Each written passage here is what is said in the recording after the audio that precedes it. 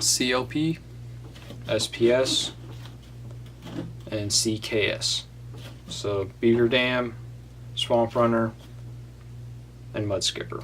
This is just a ballpark, about 10.5 inches. So 10.5 inches for the CLP in length.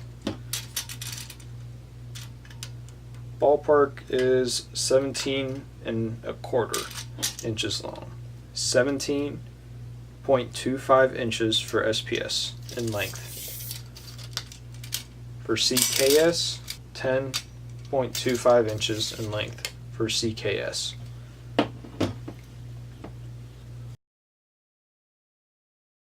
So with both of these kits, the couplers have the same bolting pattern. They're still going to go in the same 4 holes on the engine. So one thing that I'm looking at that I don't really like is that Mud Skipper, the CKS kit, does not have any grease fittings. It does have that cup where you can fill it with grease, but I just like the idea of being able to put a grease gun to it and knowing that I'm squirting a good amount of grease in there, and I don't really think that it would work just filling that grease cup, but I guess we'll see later on down the road. Beaver Dam and Swamp Runner do have the grease fittings, but Mud Skipper does not.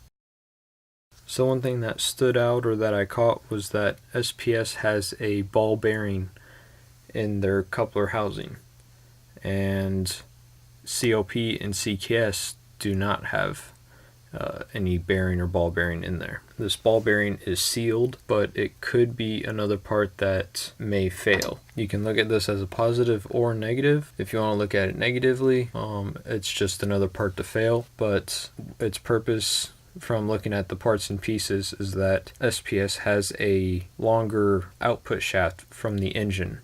So to help support that and to help cut down on vibration, they put a ball bearing in there.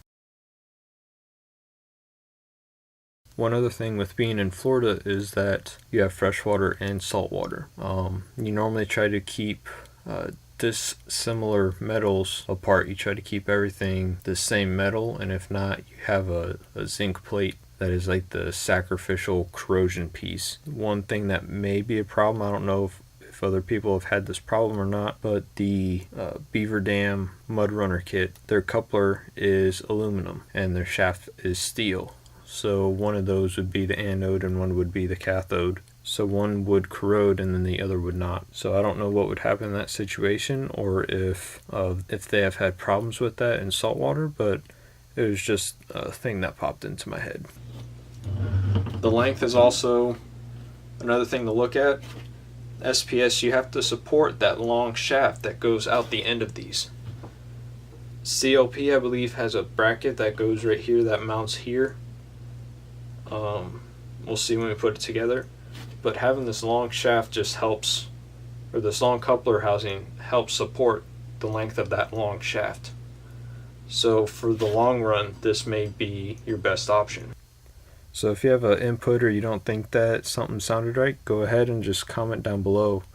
With any of these videos, just look in the comments section and there's going to be a lot more information down there. And if you want more details, I will have articles on the website. So if you want to look into this a little bit more, I try to keep these videos fairly short and to the point. But if you want to dig in more, go to the comments section, look what people are saying. And if you want to go even more, just go to the website and I'll have a detailed article about the videos. If you're enjoying this series, go ahead, give me a thumbs up.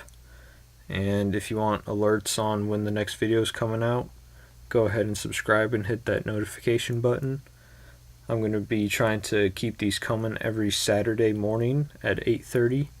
So if you wake up that early on Saturday, go ahead, chime in, take a look, comment down below, and put what you're thinking.